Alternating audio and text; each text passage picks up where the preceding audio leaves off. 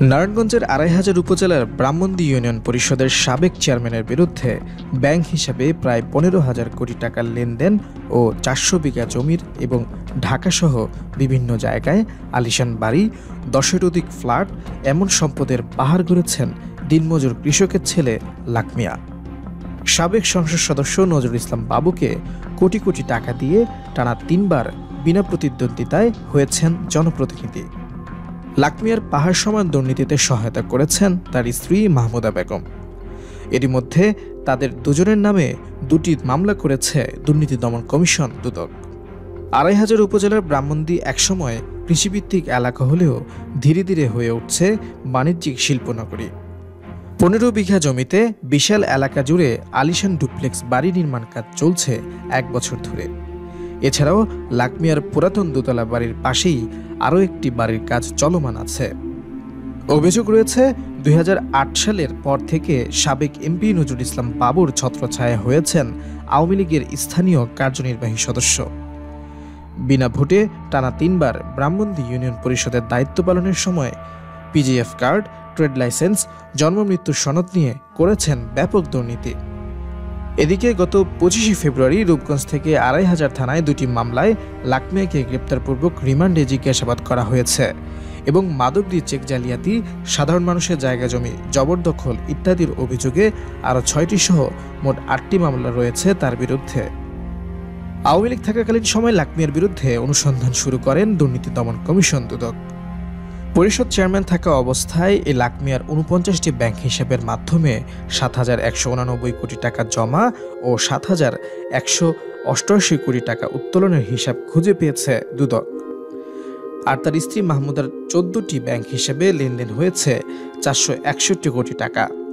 অবৈধ সম্পদ অর্জনের অভিযোগে তাদের বিরুদ্ধে মামলা করেছে দুদক। লাক মিয়া বাবে কৃষিকাজ করতো, কৃষিকাজ করে ওই তাই পরে একটা নাড়ায় কাজ করতো, ছোটোখাটো একটা নাড়াই করতে কল আছে, কল তাঁত কল, এই তাঁত কল বানাইতে একজনে কইলো তুমি এইটা করো না, তা আঙুলকে সহ্য করে এই বেড়া করে তা বানাতে দিছে, তা আল্লাহ তালা পয়সা বানাই দিছে। লাক মিয়া চেয়ারম্যান সাহেব এখন তো বর্তমানে মনে করেন সবাই মনে করি যে খারাপ হই, যে পরিস্থিতি করছে মানুষের জায়গা জমি এটা করছে সবই খারাপই করে, ভালো করে না আর কেউ। জায়গা নিছে, জায়গা টেহা দিছে না, বালা করে এগুলি করছে, বুঝেন না। যে বিচার চাইলে বিচার পাওয়া গেছে চমকা পাওয়া যায়নি, তো বিচার পাওয়া যায় নেই। রাজনীতি করছে হারা, চেয়ারম্যান হারা, সব হারাই করছে, একার কাছে বিচার পাইছে।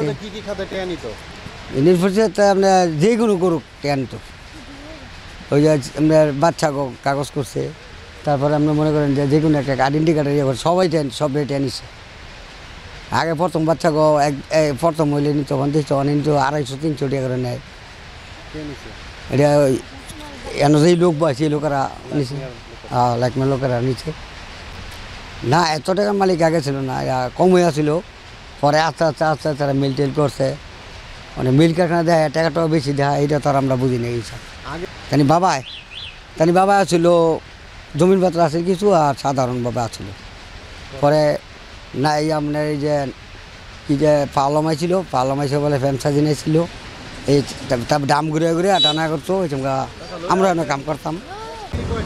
লাক মিয়ার ফ্যাক্টরি করে তো নাম জানি, ওই এই হইল জনসভার লাক মিয়ার বাইয়ের, আর ওইটা হইল লাক মিয়ার, আর ওই সামনে আছে ওইটাও লাক মিয়ার। আগে ফার্স্টে গরিব ছিল, মানে ওই যে আগে ওই যে কী একটা কোম্পানি আছে আগলগে আগে ব্যবসা করতো, জনির লগে ব্যবসা করে আর ভালো হয়েছে। ওনার বাবা থাকতে তেমন পয়সা ছিল না, কিন্তু ওনার বাবাই থাকতে ওই ব্যবসা, মিল কারখানা ছিল, টেক্সটাইল মিল, সাইজিং মিল। বাবাই ওই সময় হেরা জন্যে 6টা ভাই তো বড় হয়ে গেছে, বাবা আর তখন কিছু করে নাই, খালি হাট বাজার করছে। ওনার বাবা তো সাধারণ মানুষই ছিল, এই ক্ষেত কামার করতো, গৃহস্থী করতো। ওনার নাম হচ্ছে লাক মিয়া। ওরা মানুষে খুব দান দক্ষিণও করে, মানুষে বাড়ি ঘর দেয়, মসজিদে টাকা দেয়, মাদ্রাসায় দেয়, আবার মাজারে দেয়, পুরা থানায় হারা দান করে। কুরবানি আইলে 100 কুরবানি দেয়, মানুষরে দেয়, সব মানুষরা বিলাই দেয়, সবচেয়ে ধনী লোক। আমাকে এলাকার লোকেরা ঘর বাড়িও দেয়, টাকা পয়সা দেয় ঈদের সময়, আবার ইচ্ছা ছাড়াও এমনি টাকা পয়সা মানুষরা দেয়। গৃহস্থিত্ব ধরে সব কিছুই তারা করছে, ব্যবসা বাণিজ্য করে। আজকে ওনার ভাবে এরা হইলে ব্যবসায়ী, ওনার ভাবে তো মনে করেন গৃহস্থী করতো, এতটুকুই। লাকমিয়া চেয়ারম্যান মনে করেন যে এই 15 বছরের মাঝে প্রথম বলছে যে আমাদের চেয়ারম্যান হইলে আমাকে কোনো আপনাকে কোনো টাকা পয়সা লাগতো না, আপনার কোনো টাকা পয়সা লাগতো না, আমরাই আপনাকে সব কিছু যে ট্যাক্স ম্যাক্স সব ফ্রি দিয়ে আপনাকে সব ফ্রি দিয়ে দিব, কোনো কিছু লাগবে না। তার সুবাদে সে চেয়ারম্যান হওয়ার পরে সে প্রতি এই আপনার ওয়ারিশ সার্টিফিকেট 3000 টাকা, তারপর এই খাজনা ছাড়া কোনো সুযোগ সুবিধা নেওয়া যেত না, যে খাজনা দিয়ে তারপরে আপনারা নেবেন, এই সার্টিফিকেট টার্টিফিকেট নেবেন, এটি ছাড়া নেবেন না। আর তার লাগে ভয়ে মনে করেন যে কথা কওয়া যেত না, যে তখন বন্ধুত্ব ছিল সে ভয়ে তার কাছে আমরা দূরে থাকতাম। এবং যে যদি কেউ তার অতিরিক্ত কথা বললে সেই ধরে লোকজন দিয়ে মারতো সরাসরি। সোজা কথা, তার লগে ভয়ে কোনো মানুষ কথা কইতে পারতো না।